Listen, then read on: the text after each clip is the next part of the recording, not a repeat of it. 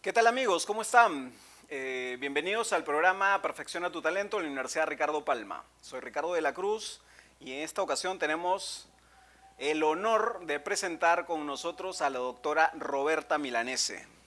Doctora Milanese, bienvenida al Perú. Muchas gracias, Ricardo. Es un honor estar aquí con vosotros. Gracias, es para nosotros un enorme placer que estés aquí con nosotros en la Universidad Ricardo Palma. La doctora Milanese es una experta, psicoterapeuta, psicóloga italiana y experta internacional, dicta formaciones a nivel mundial y ha venido al Perú a desarrollar una serie de capacitaciones con un programa que tiene Brain Coaching con el CTS de Arezzo, Italia, un programa formativo aquí. Y también es autora de este libro, El Coaching Estratégico, del cual vamos a empezar a hablar ahora. Doctora Milanese, Roberta, cuéntenos, ¿de qué va el libro de coaching estratégico? Está muy de moda, bueno, a nivel mundial y acá en Latinoamérica y el Perú no está exceptuado de eso, de esta moda, no sé si moda, del coaching, ¿ya? Pero tenemos muchos tipos de coaching. ¿De qué va el coaching estratégico específicamente? Vale. Ya sabes que todos los modelos de coaching trabajan sobre la mejoría del desempeño de las personas, pero como todas las modas, cada uno no intenta poner allí muchas herramientas diferentes, muchas técnicas.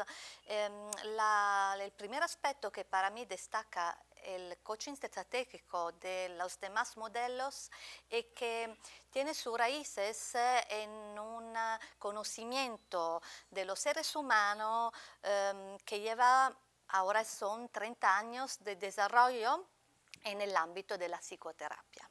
O sea, antes nació la que se llama psicoterapia breve estratégica, que nació en los años 70 en Palo Alto, pero al que dio un contributo muy grande Giorgio Nardone en Italia, y a partir del descubrimiento de cómo se pueden guiar a los seres humanos a cambiar, a resolver problemas o a alcanzar objetivos de manera muy rápida, se descubrió cómo poder adaptar las mismas técnicas o digamos la misma lógica al tema del desempeño.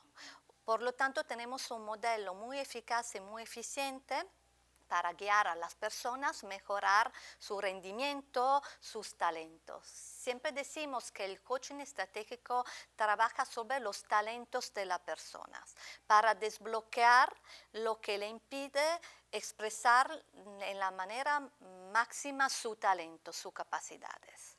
Y para hacer esto disfruta, utiliza todas las técnicas y los conocimientos que se han desarrollado en 30 años de historia de la terapia breve estratégica. Excelente. Eso quiere decir que surge del modelo de psicoterapia breve estratégica que tienen ustedes en Arezzo y es, podríamos decir, la aplicación de ese modelo, obviamente, ¿no? al mundo laboral. Claro, al mundo laboral, al mundo del desempeño, la aplicación de modalidades de trabajar para introducir cambios que claro que a nivel clínico tiene su desarrollo, pero a nivel empresarial se ha creado un modelo que utiliza la misma lógica de intervención, claro que aplicado no a problemas clínicos, sino a habilidades, talentos que se tienen que desarrollar. Utilizando el mismo constructo lógico, la misma lógica de intervención. La misma lógica de intervención del modelo de terapia breve. Eso quiere decir que, por ejemplo, trabajan sobre el sistema perceptivo reactivo y la redundancia. Sí, en terapia breve tenemos un constructo que lo que hemos llamado las soluciones intentadas. La idea es que un problema se mantenga y empeore a través de lo que la persona hace intentando solucionar el problema que tenía. Y este mismo constructo se ha llevado al ámbito del coaching de una manera particular. Ahí hablamos de solución intentada redundante. ¿Qué significa?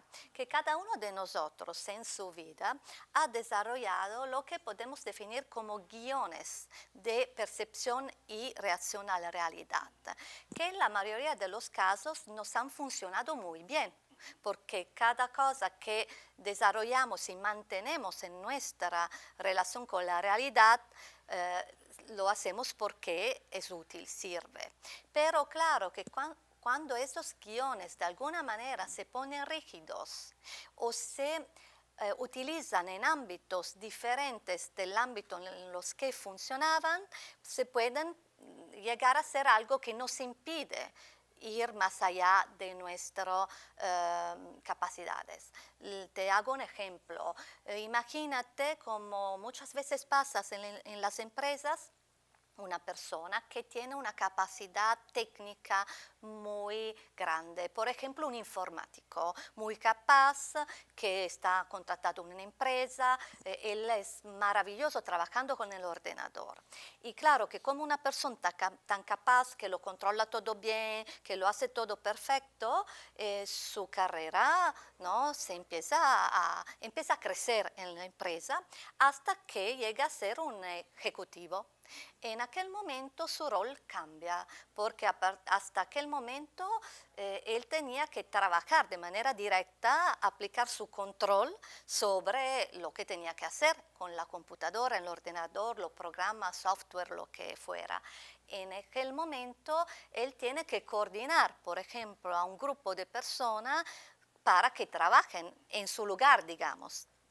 En esta situación lo que pasa muy a menudo es que esta persona que ha hecho de su capacidad de controlar la realidad y su trabajo su punto de fuerza, no consigue delegar a los demás lo que tendría que delegar. Su punto de fuerza, que era la capacidad de controlar su habilidad técnica, se convierte en un límite. Esa es una de las típicas situaciones en las que o la persona por su iniciativa o la empresa nos pide un coaching para guiar a la persona a ir más allá de esa solución intentada redundantes.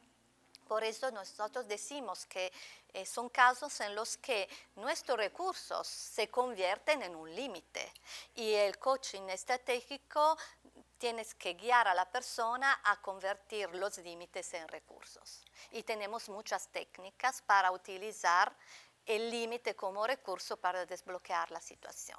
Excelente. ¿Y cuáles son esas técnicas más o menos con las que trabaja el coaching estratégico? Tenemos muchísimas porque la idea es que esas trampas, digamos, en las que podemos caer o en el ámbito clínico o en el ámbito del desempeño, siempre tienen como sus raíces en la que hemos llamado sensaciones básicas, que son emociones que como pueden ayudarnos a mejorar nuestra vida y nuestro desempeño, puedo limitarlos. Por ejemplo, el miedo, ¿no? Si pensamos en esta persona del ejemplo, claro que este señor no sigue controlando todo el trabajo por algo, porque tiene un problema de algún tipo. Normalmente es porque tiene miedo a que los demás no trabajen bien como él está acostumbrado a trabajar bien. O puede tener miedo a perder el control del resultado, o puede tener miedo a no satisfacer a su jefe. Y como tiene un miedo, y este miedo le impide hacer lo que él sabe que tendría que hacer, por ejemplo, delegar a los demás parte del trabajo. Desde un punto de vista de coaching estratégico, nosotros utilizamos el mismo miedo contra el miedo. Por ejemplo, a través de un diálogo, una herramienta que Giorgio Nardone ha creado que se llama diálogo estratégico, podemos guiar a la persona a darse cuenta de que el hecho de no delegar está creando un riesgo mucho mayor de lo que la persona piensa. Por ejemplo, podemos preguntarle, pero usted qué piensa, ¿no? Que si sigue controlándolo todo, sus colaboradores se volverán más capaces o más incapaces. Y claro que él, si lo piensa bien, se da cuenta de que si no les deja trabajar, se volverán más incapaces. Vale, y si sus colaboradores se vuelven más incapaces cada día, cuando su cantidad de trabajo aumentará, tendrás buen ayudo o un pésimo ayudo.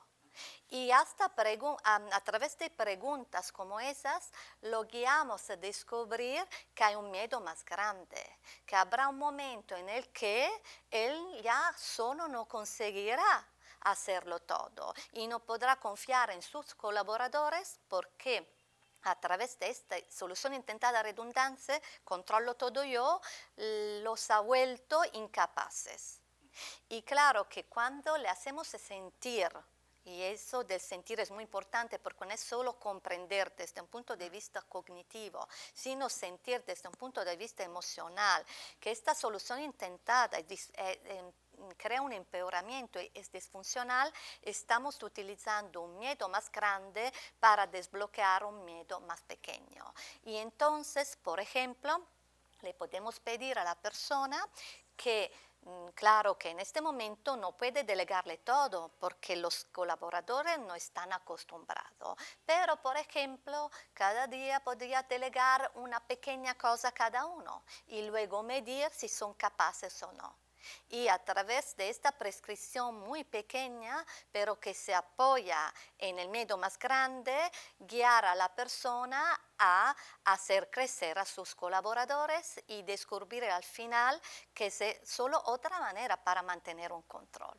Pero claro que hay que hacerle vivir el miedo más grande. Desde este punto de vista, solemos decir que se transforma un límite en un recurso porque el miedo es un límite, pero si lo utilizamos puede ser el recurso para desbloquear este guión disfuncional.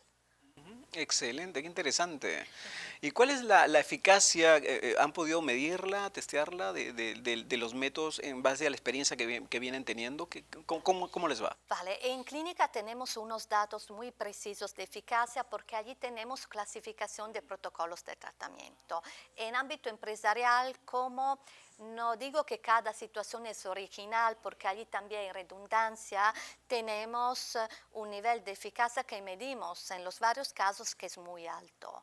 Claro que es un modelo que le requiere a la persona que siga indicaciones concretas, prescripciones. La característica del enfoque estratégico en general es que no solo tenemos coloquios, diálogos con la persona, sino que le pedimos que hagan cosas. Porque lo que hemos descubierto es que el cambio siempre tiene que pasar por experiencias emocionales correctivas concretas. Siempre tienes que apoyarse en acciones y sobre todo si hablamos de guiones con el que vivimos durante muchos años, no podemos pensar cambiarlos a través de una conversación. La conversación sirve para motivar a la persona a introducir cambios concretos en su actividad y a través de esos cambios concretos cambiar el guión.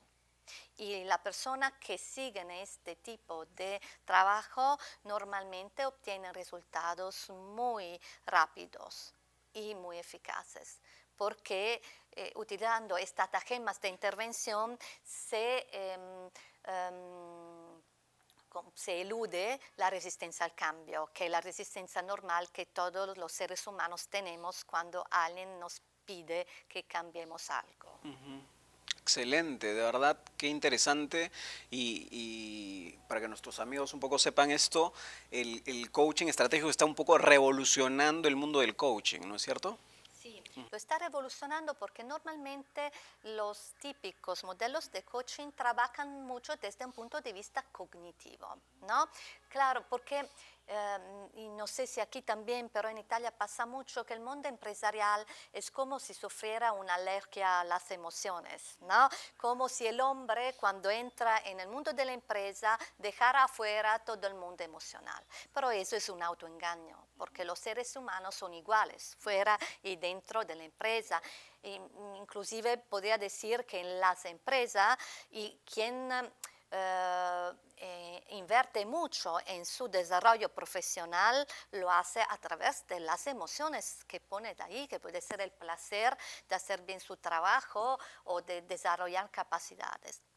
Por lo tanto, el coaching estratégico permite utilizar las emociones de las personas a favor del cambio y propio porque justo porque trabaja a través de las sensaciones y no solo de las cogniciones, permite obtener cambios muy rápidos. Porque, por ejemplo, el ejemplo anterior de la persona que quiere controlar, normalmente todo el mundo ha intentado explicarle desde un punto de vista racional que tiene que delegar algo, que su rol es delegar, pero eso frente al miedo a perder el control fracasa, mientras que si utilizamos el miedo contra el miedo, el cambio puede ser muy rápido. Por eso es un modelo de coaching revolucionario, si lo comparamos a la mayoría de los demás modelos ¿Qué tenemos? Excelente. Bueno, vamos a hacer un pequeño alto. Agradecemos a la doctora Milanese que está con nosotros acá.